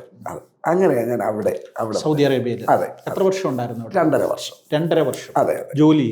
ജോലിയോടുകൂടെ ഞാൻ അവിടെ ചെന്നപ്പം ഒരു ചർച്ച എനിക്കാണ് സാക്ഷ്യം പറയാൻ ഇതായിരുന്നു എൻ്റെ സ്ഥിതി. മനസ്സിലായി. അവരെന്നെ പിടിച്ചൊരു മാസ്റ്ററാക്കി സീക്രട്ട് ചർച്ചിൻ്റെ. ഓക്കെ. പക്ഷെ അതൊരു നല്ല ട്രെയിനിങ് ആയിരുന്നു. അന്ന് അവിടെ സ്വാതന്ത്ര്യമില്ല. സ്വാതന്ത്ര്യമില്ല. ഒത്തിരി മാറിപ്പോ. അതെ. അപ്പം അങ്ങനെ ഇതൊക്കെ ചെയ്യാൻ ദൈവം സഹായിച്ചു. അങ്ങനെ ഇരിക്കുമ്പോൾ എൻ്റെ വിവാഹത്തിൻ്റെ സമയമായി. എനിക്ക് അമേരിക്കയിൽ നിന്ന് ഒരു വിവാഹം വന്നു. ഞാനൊരു 2 ആഴ്ച അത് വെച്ച് ഫോട്ടോ പോലും നോക്കാതെ പ്രാർത്ഥിച്ചു, കർത്താവേ എനിക്ക് ഇന്ത്യയെ സുവിശേഷകലയാണ് ചെയ്യേണ്ടത്, അതിന് ഇത് പറ്റും. അപ്പോഴും നമുക്ക് ആ ബോധ്യമുണ്ട് ഇന്ത്യയിലാണ്. ഉണ്ടായിരുന്നു. അപ്പോൾ ദൈവാത്മാ ഒരു റെഡ് സിഗ്നൽ തന്നു. പിന്നെ ഞാൻ എഴുതിനോ എന്ന് പറഞ്ഞു. പിന്നെ ഞാൻ ഡോക്ടർ മുരളീധരൻ എഴുതി, അതിന് മുമ്പ് തന്നെ ആയിരിക്കും. അപ്പോൾ ഞാൻ ജോലി ചെയ്യുമ്പോൾ അദ്ദേഹം ആ വേലയെ സഹായിക്കുമായിരുന്നു. അപ്പോൾ ഞാൻ പറഞ്ഞു, സാറേ I want to quit my job and I want to come and join you. അപ്പോൾ അദ്ദേഹം പറഞ്ഞു, ബ്രദറെ ഞാൻ പ്രാർത്ഥിച്ചു, ദൈവാത്മ പറയുന്നത് God will send you as a family to a new place, കുടുംബമായിട്ട്. അപ്പോൾ എൻ്റെ കല്യാണം കഴിഞ്ഞിട്ടില്ല, നിങ്ങളെ അയക്കുമെന്ന് പറഞ്ഞു. അങ്ങനെ ഞാൻ വന്ന് പ്രീതിയോട് പറഞ്ഞു, പ്രീതി കല്ലുമല കുഞ്ഞുമാർച്ചാൻ്റെ വീട്ടിലാണ്. എൻ്റെ ഫാദർ മിലിറ്ററി എഞ്ചിനീയർ ആയിരുന്നു, പിന്നെ ഡിഫൻസ് റിസർച്ച്. ഫാദറിൻ്റെ പേരെങ്ങനെ? ഫാദറിൻ്റെ പേര് കെ യു തോമസ്. അമ്മയുടെ പേര് കുഞ്ഞുമോള് മറിയാമ്മ. അതെ. മമ്മി സെൻട്രൽ സ്കൂൾ ടീച്ചറായിരുന്നു. ഡാഡി DRDO പിന്നെ ജോലി ചെയ്തു. പക്ഷെ ആ സമയത്ത് ഒരു മർത്തോമ അപ്പച്ചൻ സുവിശേഷം പറഞ്ഞു. അങ്ങനെ വിശ്വാസത്തിലേക്ക് വന്നു. ഡാഡിയുടെ അപ്പച്ചന് ഏറ്റവും സന്തോഷമുള്ളൊരു കാര്യം ഇവൻ മിലിറ്ററിയിലെ ഏറ്റവും നല്ല സാധനം കൊണ്ടുവരുമെന്നുള്ളതായിരുന്നു. അപ്പം അതെല്ലാം നിർത്തി കല്ലുമല അപ്പച്ചൻ ആ 2-3 പേർക്ക് ബൈബിൾ ക്ലാസ് എടുക്കാൻ കിട്ടുന്ന ട്രെയിനെ ചാടിക്കേറി ഡാർജിലിംഗിലെത്തും. അങ്ങനെ ആ ഡാഡി വിശ്വാസത്തിൽ വളർന്നു. അതെ, വളരെ അവരുടെ ജീവിതത്തിൽ ചില അത്ഭുതങ്ങളുണ്ടായി. പ്രീതിയാണെങ്കിലും മരിക്കാനിരിക്കുന്ന സമയത്ത് ഒരു ഫാമിലി, ഒരു ഫ്യൂ സിസ്റ്റേഴ്സ് അവർക്ക് വേണ്ടി ഇങ്ങനെ പ്രാർത്ഥിച്ച് മരണത്തിൽ നിന്ന് ദൈവം വിടുവിച്ചു. അങ്ങനെ വിശ്വാസത്തിലേക്ക് വന്നു. അപ്പോൾ ഞാൻ പറഞ്ഞു, പ്രീതി ഞാൻ സുവിശേഷയിലേക്ക് പോകും, ഇപ്പം ജോലി ചെയ്യുന്നുണ്ടെങ്കിലും റിസൈൻ ചെയ്ത് പോകാനാണ്. ദൈവത്തിൻ്റെ ഹിതമായിരുന്നു. അങ്ങനെ ഇപ്പം പ്രീതി LICയിൽ ഡെവലപ്മെൻറ്റ് ഓഫീസറായി. അപ്പോൾ ജോലിയൊക്കെ കൺഫേമായി, വീട്ടിൽ നിന്ന് പോയാൽ മതി, എവറിത്തിങ് ഈസ് ഫൈൻ. ഈവൻ ഓഫീസിൽ പോലും എന്നും പോവുകയൊന്നും വേണ്ട, ഫ്യൂ ഏജൻസിനെ അവർ ചെയ്തോളും. അപ്പോൾ എന്തിനാ പോകുന്നത്? ബീഹാർ. ഞങ്ങളെ എല്ലാവരും നിരുത്സാഹപ്പെടുത്തി, സ്നേഹം കൊണ്ട്. അല്ല, ബീഹാറിലോട്ട് പ്രീതിക്ക് പിന്നെ ട്രാൻസ്ഫർ പുതിയ ജോലി.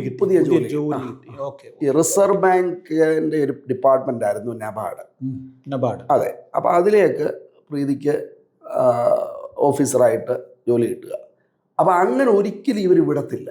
കാരണം ഈ സൗത്ത് ഇന്ത്യയിലെ ഒരു ലേഡി ഓഫീസറെ ബീഹാറിൽ വിടുക എന്ന് പറയുന്നത് ഇറ്റ് ഓൾമോസ്റ്റ് എപ്പോഴേലും സംഭവിച്ചിട്ടുണ്ടെന്ന സംശയമുണ്ട്.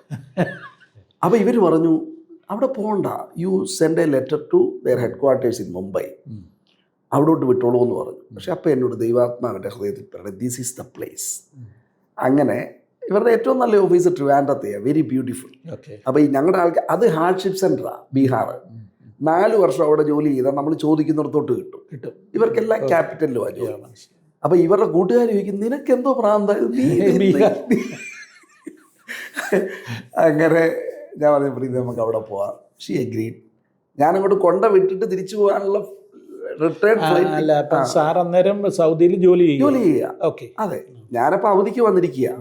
പ്രീതിയെ വിട്ടിട്ട് പോയിട്ട് 1-2 വർഷം കഴിഞ്ഞ് വരണം. പക്ഷെ എപ്പോഴാണെന്നുള്ളത് ഒരു കൺഫർമേഷൻ നമുക്കും കിട്ടിയിട്ടില്ല. അപ്പം ഞാൻ അവിടെ ചെല്ലുമ്പോൾ ഒരു പാസ്റ്ററെ കാണുന്നു. ഇങ്ങനെ ഉണ്ടെന്നറിഞ്ഞ് ഒരു പാസ്റ്ററെ ഞാൻ പോയി പിടിച്ച് അവിടെ ചെല്ലുമ്പോൾ ഈ പാസ്റ്റർ എന്നെ കണ്ടപ്പോൾ ഭയങ്കര സന്തോഷം, ഹല്ലേലൂയ എന്നൊക്കെ പറഞ്ഞ്. സത്യത്തിൽ പുള്ളിയുടെ എൻതൂസിയാസം ആണ് ദൈവാത്മാവ് എന്നോട് സംസാരിക്കാൻ നിമിഷത്തിലെ ഒരു സ്പാർക്ക്. അതെ. ഇദ്ദേഹം എന്തോ പറയാനാ പറയാ, ഞാനിവിടെ 10-30 വർഷമായി, എനിക്കാണ് ആകെപ്പാടെ 15 വിശ്വാസിയുണ്ട്, ഞാൻ തന്നെ ഓർക്കുക, എന്തോ എൻ്റെ 2 മക്കളും മരിച്ചു. ഇങ്ങനെ പറഞ്ഞിരുന്നെങ്കിൽ ഒരു പക്ഷെ ഞാൻ തിരിച്ചു പോയത്. അതെ. പക്ഷെ ഈ പുള്ളി എന്നെ കണ്ടതും വെൽക്കം. ഇപ്പൊ ഞാൻ വിചാരിച്ചു ഇദ്ദേഹത്തിന് ചാത്തിൽ 1000 പേര് കാണും. അപ്പൊ ഞാൻ പറയും, ദൈവത്തിന് സ്തോത്രം, ഞങ്ങൾ ചെന്ന ഒരു സൺഡേ അല്ലായിരുന്നു, അതുകൊണ്ട് അത് കാണേണ്ടി വന്നില്ല. സൺഡേ ചെന്നപ്പോഴല്ലേ ഈ ചർച്ചിൽ 15 വിശ്വാസി ആഫ്റ്റർ 30 years. ഇവിടെ ജോർജ് സാറിനെ അറിയാവുന്നത് ആനി സിസ്റ്റർ ജോർജ് വൈവാമിലുള്ളതാ. ജോർജ് ബ്രദർ മരിച്ചുപോയി. ഇങ്ങനൊരു 5-8 മിഷണറിമാര് ഇവരൊക്കെ ഈ ചർച്ചിലാണ്. കാരണം വേറൊരു ബന്ധക്കോസ് ചർച്ചില്ല പോകാൻ. ഇവരാരും ഒരു ചർച്ച ഇത് പാറ്റ്നയില ഇവരാരും ഒരു ചർച്ച നടത്തുന്നുമില്ല. കാരണം ഗ്രേവ്യാർഡ് ഓഫ് മിഷൻസ്. ഞാൻ വേറൊരു സ്ഥലത്ത് അവിടെ നിന്ന് പോയി 20 വർഷം പ്രവർത്തിച്ച വേറൊരു സ്നേഹിതനെ കണ്ടു. ഞാൻ സ്ഥലം പറയുന്നില്ല. അദ്ദേഹത്തിൻ്റെ ചർച്ചിൽ 2 വിശ്വാസികൾ. അങ്ങനെയുള്ളൊരു സ്ഥിതിയാണ്. അപ്പം ഈ ദൈവദാസനെ ഇത് 26 വർഷം മുമ്പുള്ള കഥയാണ് ഈ പറയുന്നത്. ഞാൻ അത് കഴിഞ്ഞ് ഇദ്ദേഹത്തെ കണ്ടാണ്. ആ സമയത്ത് തന്നെ എൻ്റെ മനസ്സിലേക്ക് ദൈവം put a burden in my heart, stay here. അത് ഈ അമ്മയുടെ പ്രാർത്ഥന കൊണ്ടൊക്കെ എനിക്ക് ഈ മീൻസ് ഈ ലോകത്തിലെ ഈ കാര്യങ്ങളെക്കാട്ടിൽ എന്തെങ്കിലുമൊക്കെ ചെയ്യണം ഇങ്ങനൊക്കെ ഒരു. അപ്പം ഞാൻ പ്രീതിയോട് പറഞ്ഞു, പ്രീതി റൂമിൽ ചെന്നിട്ട് പറഞ്ഞു ഞാനിവിടെ സ്റ്റേ ചെയ്യട്ടെ എന്ന് ചോദിച്ചു. അപ്പോൾ പ്രീതി പറഞ്ഞു ദൈവം പറയുന്നുണ്ടേ ചെയ്തോളാൻ പറഞ്ഞു. പുള്ളിക്കാരി എന്നെ പോലെ വലിയ അധികം ചിന്തിക്കാത്ത ഒരാളാ. ഞാനും അങ്ങനെ രണ്ടുപേരും ചേരും. അപ്പൊ എൻ്റെ മദർ പറയും ഞാൻ പ്രീതിയെ കുട്ടാന്ന് വിളിക്കും, പ്രീതി എന്നെയും കുട്ടാന്ന് വിളിക്കും. അപ്പൊ മമ്മി പിള്ളേരെ നോക്കാത്തോണ്ട് ഒരു കുട്ടനും കുട്ടത്തി പിള്ളേരെ നോക്കത്തില്ല. കാരണം ഇവര് ഒന്നും സത്യം പറഞ്ഞാൽ അധികം ശ്രദ്ധിച്ചു. എന്നാൽ ഇന്നലെ ഞാൻ ഇന്നലെ നന്നായിട്ടുണ്ട് നമ്മുടെ ചർച്ചിന്റെ സുവനീർ. അത് ഞാനിങ്ങനെ വായിച്ചപ്പോൾ ജിബിൻ എഴുതിയതെന്ന് വായിച്ചു. അപ്പം ജിബിൻ പറഞ്ഞു എനിക്ക് ചെറുപ്പത്തിലെയൊക്കെ ഭയങ്കര വിഷമവും ഇച്ചിരി മനസ്സിൽ പ്രയാസവും ദേഷ്യവും ഒക്കെ തോന്നിട്ട് ഈ പപ്പായും മമ്മിയും ഞങ്ങളെ നോക്കാതെ ഇവർക്ക് നാട്ടിലെ കാര്യങ്ങളാണല്ലോ ഞങ്ങളുടെ കാര്യങ്ങളെക്കാട്ടിൽ. അപ്പം ഞാൻ ഓർത്തു, അപ്പോൾ എൻ്റെ മനസ്സിലേക്ക് വന്നു. ഞാൻ പലപ്പോഴും ദൈവമേ കുഞ്ഞുങ്ങൾക്കൊന്നും ഒരു വേണ്ട പോലെ സമയം കൊടുത്തിട്ടില്ല. അപ്പം എൻ്റെ മോൻ പറയും ഞങ്ങളാണെങ്കിൽ മമ്മിയോട് വന്നാൽ ശനിയാഴ്ച ഇങ്ങോട്ട് വരും. അപ്പം ചില പ്രീതി ഒരു സമയത്താണ് മുസഫർപൂറില്ല. ഈ മുസഫർപൂർ എന്നൊക്കെ പറഞ്ഞാൽ ഒന്ന് കളക്ടറെ പിടിച്ചിറക്കി കൊന്ന സ്ഥലമാണ് കാറേന്ന്. ജംഗിൾ രാജ് ആയിരുന്നല്ലോ. അതെ. പിന്നെ അവിടെ എന്ന് പറഞ്ഞാൽ ലോകത്തിലെ ഏറ്റവും മിടുക്കരായ, ഏറ്റവും കൂടുതലെന്ന് മാത്രമല്ല ഏറ്റവും മിടുക്കരായ കൊതുകുകളുള്ള സ്ഥലമാണ്. നമ്മൾ ഇതിനകത്തോട്ട് കയറും, കൊതുക് വലയ്ക്കകത്തോട്ട് ഇവരിന്ന് രക്ഷപ്പെടാൻ. പക്ഷെ ഇവരൊരു 20 പേര് നമ്മുടെ കൂടെ കയറും. ഇത് തുറന്നിട്ട് വേണം അങ്ങനെ. അപ്പം ഞാൻ ഈ ശനിയാഴ്ച വരും. അത് സുവിശേഷവേല കാരണം പോയതാണ്. അവിടെ ഫസ്റ്റ് നൈറ്റിലെന്ന് പറയുന്നത് ഞങ്ങളുടെ കുഞ്ഞിനൊരു അസുഖം അങ്ങോട്ട് പിടിച്ചിട്ട് ഒരു ഹോസ്പിറ്റലും കൊണ്ടുപോകാനില്ല. ഞങ്ങൾ രാത്രി മുഴുവൻ എന്തും സംഭവിക്കാമെന്നല്ലാതെ വേറെ ഹോസ്പിറ്റലിൽ കൊണ്ടുപോകാനില്ലെന്ന് പറഞ്ഞാൽ ഹോസ്പിറ്റലില്ല. നമുക്ക് കൊണ്ടുപോകാൻ പറ്റുന്ന ഒരു ഹോസ്പിറ്റൽ. ഞങ്ങൾ അവിടെ വെച്ച് ഒരു ക്രൂസൈഡ് അതിന് മുമ്പ് നടത്തിയിട്ട് വരുമ്പം ഞങ്ങൾ വലിയൊരു കുഴിയിലേക്ക് വീണു. കൊണ്ടുപോയി കഴിഞ്ഞപ്പം കണ്ണിൻ്റെ അവിടുത്തെ ചെളി പോലും മാറ്റാതെ അതിലോട്ട് എന്തോ ഒട്ടിച്ചു വിട്ടു. അവസാനം പഴയതിലും വലിയ പ്രശ്നമായി പിന്നീട്. അങ്ങനെയുള്ളൊരു സ്ഥിതിയാണ്. അപ്പം ഞാൻ ഈ പ്രീതിയും കൊണ്ട് ഇങ്ങനെ എവിടെയോട്ടില്ല അടുത്ത മീറ്റിങ്ങിന് പോവാം. അപ്പം മോൻ പറയും മമ്മി പോകണ്ടായിരുന്നെന്ന് പറയും. അപ്പം ഞാൻ പറയും എടാ സോമാലിയയിലെ പിള്ളേര്, എത്യോപ്യയിലെ പിള്ളേര്, നിനക്കറിയാമോ അവർക്ക് ഭക്ഷണം പോലും ഇല്ല, നിനക്കെല്ലാം സൗകര്യവും ഇല്ലേ? ആരോടായി പറയുന്നേ? 7 വയസ്സുള്ളവരോടായി പറയുന്നത്. അപ്പൊ അവൻ പിന്നെ പറയാ അടുത്തടെ അവസാനം എനിക്ക് സോമാലിയയിലെ എത്യോപ്യയിലെ പിള്ളേരെ തന്നെ അങ്ങ് ദേഷ്യമാണ്. ഇതും പറഞ്ഞുകൊണ്ട് മമ്മിയെ വിളിച്ചോണ്ട് പൊക്കോളൂ. അങ്ങനെ ഞാൻ പലപ്പോഴും ഓർക്കും ഈ കുഞ്ഞുങ്ങൾക്ക് വേണ്ട ഞങ്ങൾക്കൊക്കെ ദൈവത്തിൻ്റെ ഇത്രയും വിദ്യാഭ്യാസം. പ്രീതിയാണെങ്കിൽ TOEFL GRE എല്ലാം പാസ്സായി. ഇന്ത്യയിലെ ഏറ്റവും നല്ല ഇൻസ്റ്റിറ്റ്യൂട്ടിലാണ് ഡയറി റിസർച്ച് ഇൻസ്റ്റിറ്റ്യൂട്ട് കർണാൽ. അതാണ് ബെസ്റ്റ് ഇൻസ്റ്റിറ്റ്യൂട്ട് ഇൻ ഇന്ത്യ. അവിടെ പഠിച്ചു. ഞങ്ങൾക്ക് അങ്ങനെയൊക്കെ ഒരു എഡ്യൂക്കേഷനൊന്നും കുഞ്ഞുങ്ങൾക്ക് കൊടുക്കുക. ഞാൻ പറഞ്ഞ ഞങ്ങളുടെ കുഞ്ഞുങ്ങൾ ഒരു 10ാം ക്ലാസ് വരെ പഠിച്ചത് ഇംഗ്ലീഷ് പോലും ഹിന്ദി പഠിപ്പിക്കുന്ന സ്കൂളിലാണ്. ടീച്ചർമാർ മുടിയെ പിടിച്ചൊക്കെ പൊക്കിയൊക്കെ നിർത്തുക. എൻ്റെ മോനെയൊക്കെ അവനെ എനിക്ക് ഇന്ന് വരെ ഒരിക്കൽ പോലും ഒരു ന്യായമായ ഒരു കാര്യത്തിന് വഴക്ക് പറയേണ്ടി വന്നിട്ടില്ല. ഞാൻ പറഞ്ഞിട്ടുള്ളത് എൻ്റെ ദേഷ്യം അവൻ്റെ കുറ്റം കൊണ്ടല്ല, എൻ്റെ കുറ്റം കൊണ്ടാണ്. അങ്ങനെ ഉള്ള ഒരു സ്ഥിതിയിൽ പല വർഷങ്ങൾ അവർ പഠിക്കേണ്ടി വന്നു. അവർക്ക് വേണ്ട ഇത് കൊടുക്കാൻ പറ്റിയില്ല എന്നൊക്കെ ചിന്തിച്ചിട്ടുണ്ട്. പക്ഷെ ഈ ജിബിൻ്റെ വായിച്ചപ്പോൾ എനിക്ക് മനസ്സിലായി എവരിബഡി ഈസ് ലൈക്ക് ദാറ്റ്. എല്ലാ പാസ്റ്റർമാരുടെ ഒരു ആത്മാർത്ഥതയുള്ള എല്ലാ പാസ്റ്റർമാരുടെ മക്കളും അതെ ആ ഒരു സിറ്റുവേഷനിലൂടെയാണ് വളർന്നു അതെ. ഇപ്പോഴത്തെ കുറച്ചുകൂടെ വ്യത്യാസമുണ്ട്. പിന്നെ ദൈവം അവരെ നടത്തും എന്നേ ഉള്ളൂ. അങ്ങനെ ഞങ്ങൾ അവിടെ ചെന്ന് ഞാൻ പ്രീതിയോട് പറഞ്ഞു നമുക്കിവിടെ അങ്ങനെ പ്രീതി സമ്മതിച്ചു. അപ്പം നമ്മൾ പറഞ്ഞു വന്നത് നിങ്ങൾ പിന്നെ സാറ് സൗദിയിൽ നിന്ന് പിന്നെ വന്ന് വൈഫിനെ കൊണ്ടുവിടാനായിട്ട് പോകുന്നു, അവിടെ താമസിക്കാനായിട്ട് പറയുന്നു. അതെ. എന്നിട്ട് എന്ത് സംഭവിച്ചു? അത് കഴിഞ്ഞപ്പോൾ ഞങ്ങൾ അവിടെ താമസിക്കാൻ തുടങ്ങി. അപ്പോൾ എൻ്റെ മനസ്സിലെ ഒരു ചിന്തയെന്ന് പറയുന്നത് ഞാൻ അവിടെ ഒരു ജോലി ചെയ്യും. അപ്പോൾ നമുക്ക് ഈ ഫുൾ ടൈം പാസ്റ്റർ എന്നൊന്നും ചിന്തിക്കാൻ പോലും പറ്റത്തില്ല. കാരണം നമ്മുടെ ഒരു ഈഗോ ഒക്കെ ആയിരിക്കും ചിലപ്പോൾ. ഞാനവിടുത്തെ ഒരു ജോലി ചെയ്യണം, പിന്നെ അതിനോടുകൂടെ സുവിശേഷ വേല ചെയ്യണം. ഇതായിരുന്നു ചിന്ത. പക്ഷേ സംതിങ് ഹാപ്പൻഡ് എന്ന് പറഞ്ഞാൽ കർത്താവ് വേറെ ഒരു ജോലി കിട്ടി. ഒരു ഓർഗനൈസേഷൻ ഡയറക്ടറായിട്ട് വർക്ക് ചെയ്യാൻ തുടങ്ങി. അപ്പോൾ ഞാൻ അവരോട് പറഞ്ഞു ഇനിയും ഈ ജോലി ശമ്പളം എനിക്ക് തരണ്ട, പണിയല്ല ഞാൻ ചെയ്തോളാം, പക്ഷേ ഞാൻ ഈ പറയുന്നിടത്തേക്ക് ഞാൻ വേറെത്തായിരുന്നു. ഞാനൊരു ജോലി ചെയ്യായിരുന്നു.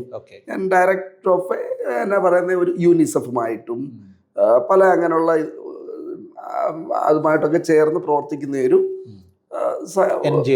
NGO ആയിരുന്നു അതിൻ്റെ. പിന്നെ സ്ലോലി അപ്പോൾ ഒരു 7 വർഷം ഞങ്ങൾ പ്രവർത്തിച്ചു കഴിഞ്ഞും സത്യം പറഞ്ഞ 7 വിശ്വാസികളേ ഉള്ളൂ. 7 വർഷം യെസ് അവിടെ താമസിച്ചു. ഈ പാറ്റ്നയില്ല, അതെ താമസിച്ച് പ്രവർത്തിച്ചിട്ട് 7 വിശ്വാസികളുള്ളൂ. ഞങ്ങൾക്ക് എല്ലായിടത്തും കൂടെ നിരാശപ്പെട്ടു പോയില്ലേ? നിരാശപ്പെട്ടു പോയില്ല. കാരണം 30 വർഷം കഴിഞ്ഞ് ഞങ്ങൾക്ക് 15 ഉള്ളൂ. നമുക്കിപ്പോ 7 വർഷം 7 15 ആകുമല്ലോ. അതെന്തുകൊണ്ട് എന്നോട് പലരും ഈ ചോദ്യം ചോദിച്ചിട്ടുണ്ട്. പക്ഷെ എനിക്ക് അങ്ങനെ, പക്ഷെ നമ്മൾ ആക്റ്റീവായിരുന്നു, വർക്ക് ചെയ്തുകൊണ്ടിരുന്നു. അന്നത്തെ ഒരു ബീഹാറിനെ കുറിച്ച് കൂടെ പറഞ്ഞേ, എന്നാലേ ഈ കഥയ്ക്ക് ഒരു. അതെ അന്നത്തെ ബീഹാർ എന്ന് പറഞ്ഞാൽ ലോകത്തിലെ ഏറ്റവും മോശം റോഡുകൾ എന്ന് പറയാം. അതായത് ഞങ്ങൾ പൂർണിയ വരെ പോകാൻ 200-300 കിലോമീറ്റർ 20 മണിക്കൂർ കഴിഞ്ഞ് പ്രീതി എന്നെ വിളിക്കുമ്പോൾ, 19 മണിക്കൂറോട്ട് കഴിഞ്ഞ് പ്രീതി എന്നെ വിളിക്കുമ്പോൾ ഞാൻ പറയാൻ ഞങ്ങൾ യാത്രയിലാണെന്നാണ് പറഞ്ഞത്. അതായത് 15 km/h കൂടുതൽ സ്പീഡ് നമുക്ക് പോകാൻ പറ്റത്തില്ല. അതെ. ഇലക്ട്രിസിറ്റി എന്ന് പറഞ്ഞാൽ ഞങ്ങളുടെ സ്നേഹിതന്മാരുടെയൊക്കെ വീടുകളിൽ 6 വർഷമായിട്ടും ഇലക്ട്രിസിറ്റി ഒരിക്കലും പോയില്ല. കാരണം അത് ഒരിക്കലും വന്നില്ല. ഇല്ല.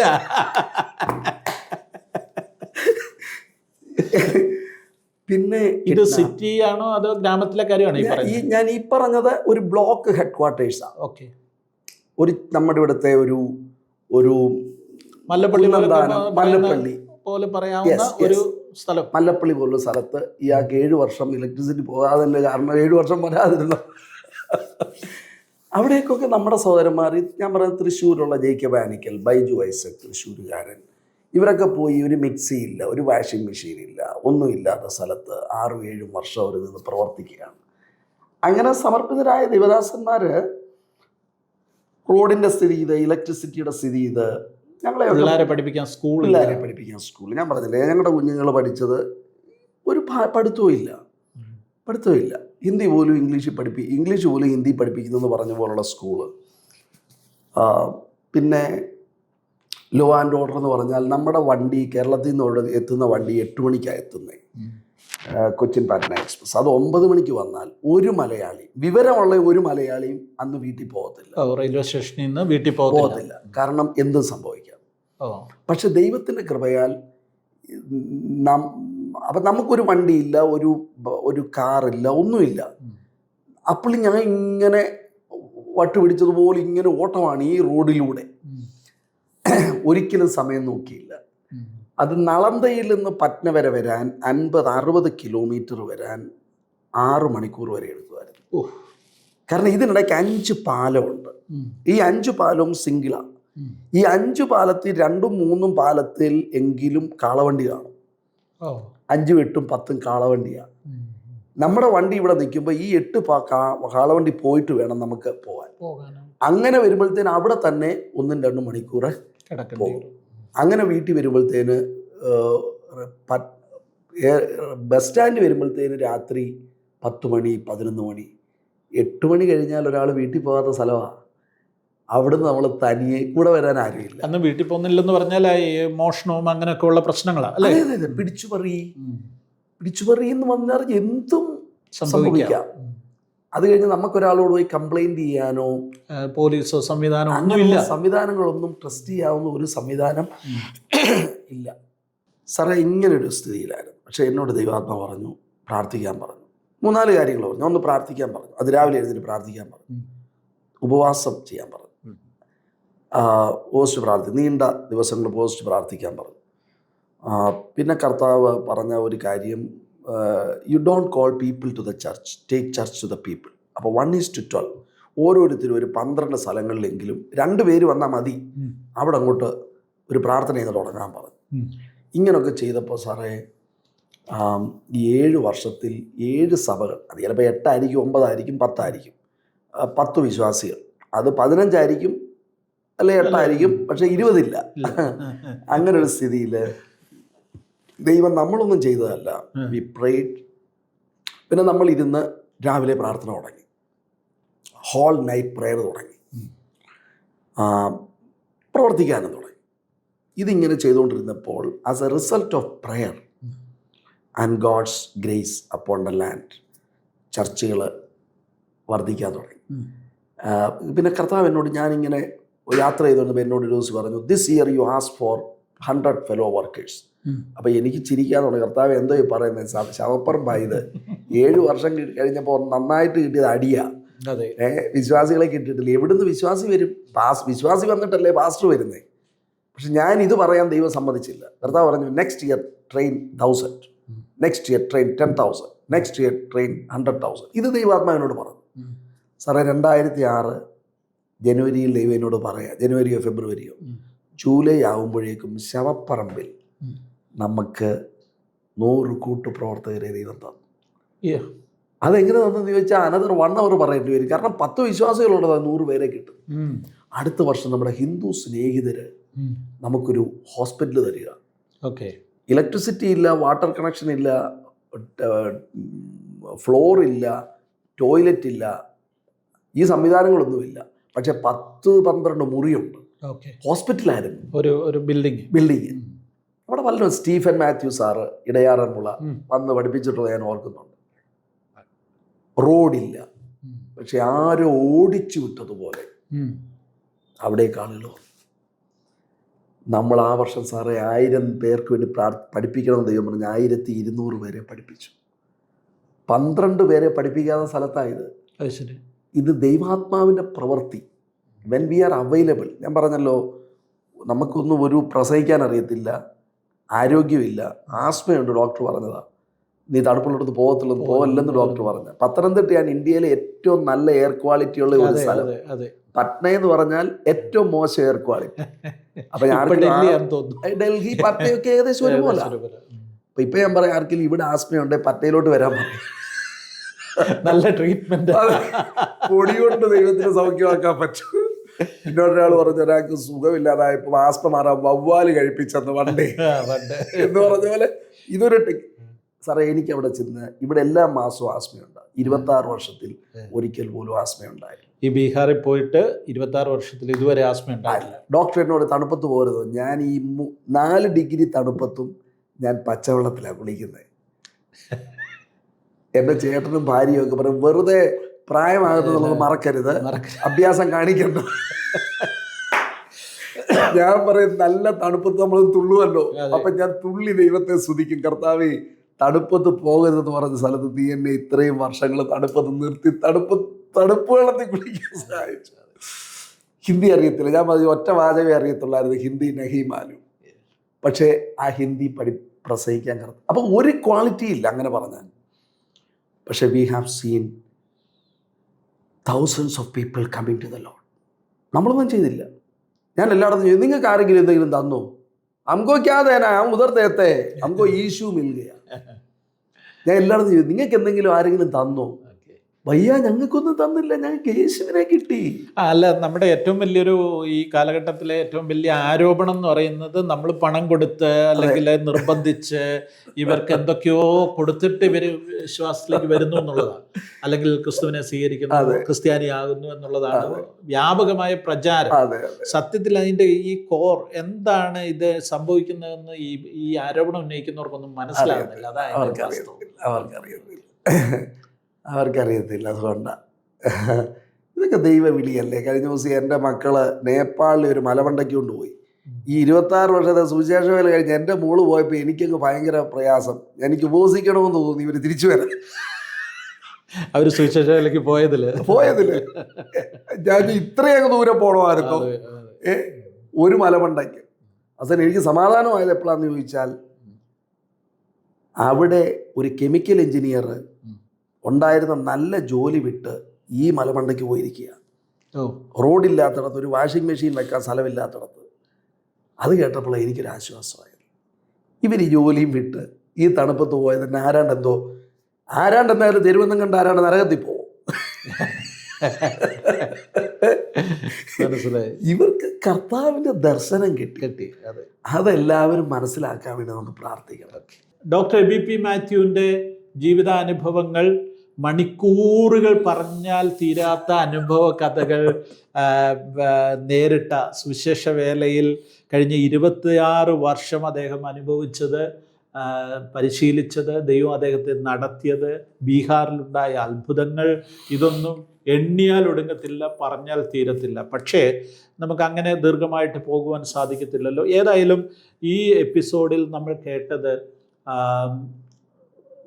ഗോൾഡ് മെഡലോടെ അല്ല റാങ്കോടെ, 1ാം റാങ്കോടെ MSc പഠനം പൂർത്തിയാക്കി, നല്ലൊരു ജോലി ലഭിച്ചു, വിദേശത്ത് പോയി PhD എടുത്തു. ഇതെല്ലാം കഴിഞ്ഞ ഒരു മനുഷ്യൻ തൻ്റെ ജീവിതം ബീഹാറിന് വേണ്ടി വലിച്ചെറിയുവാൻ തയ്യാറായപ്പോൾ 7 വർഷങ്ങൾ, ആ 7 വർഷങ്ങൾ ബീഹാറിൽ പ്രവർത്തിച്ചിട്ട് 7 ആത്മാക്കളെ മാത്രമേ കിട്ടിയുള്ളൂ. ഒരു സാധാരണ ഉപദേശിയുടെ കാര്യമല്ല പറയുന്നത്. PhD ഉള്ള ഒരു ചെറുപ്പക്കാരൻ 7 വർഷം കുടുംബമായി താമസിച്ച് പ്രവർത്തിച്ചിട്ട് 7 ആത്മാക്കളെ കിട്ടിയുള്ളൂ എന്ന് പറയുമ്പോൾ എത്ര നിരാശ തോന്നേണ്ടതാണ്. പക്ഷേ അദ്ദേഹം പറയുന്നു അദ്ദേഹത്തിന് നിരാശ തോന്നിയില്ല. എങ്ങനെ അത് ആ കാലഘട്ടം അതിജീവിച്ചു എന്നുള്ളത് നമുക്ക് ചിന്തിക്കുവാനൊക്കത്തില്ല. എന്നാൽ ദൈവത്തിൻ്റെ പ്രവൃത്തി അതിനെ തുടർന്ന് ഉണ്ടായപ്പോൾ ഈ 7 വർഷങ്ങൾക്ക് ശേഷം ഇത് 1000-ആയി, 2000-ആയി, 10,000-ആയി, ലക്ഷങ്ങളായി ഇത് മാറ്റപ്പെടുന്ന അത്ഭുതകരമായൊരു കാഴ്ച നമ്മൾ ബീഹാറിൽ കാണുകയാണെന്ന് ദൈവം അദ്ദേഹത്തെ നടത്തിയ വിധങ്ങളെക്കുറിച്ചും അദ്ദേഹത്തിന് മലയാളികളായിട്ടുള്ള ലോകമെങ്ങുമുള്ള ക്രൈസ്തവരോട് അല്ലെങ്കിൽ ഇവാഞ്ചലിക്കൽ വിശ്വാസികളോട് പറയുവാനുള്ള സന്ദേശം അടുത്ത എപ്പിസോഡിൽ നമുക്ക് കേൾക്കാം. കർത്താവ് അദ്ദേഹത്തെ അതിനുവേണ്ടി പ്രാപ്തനാക്കട്ടെ. Thank you.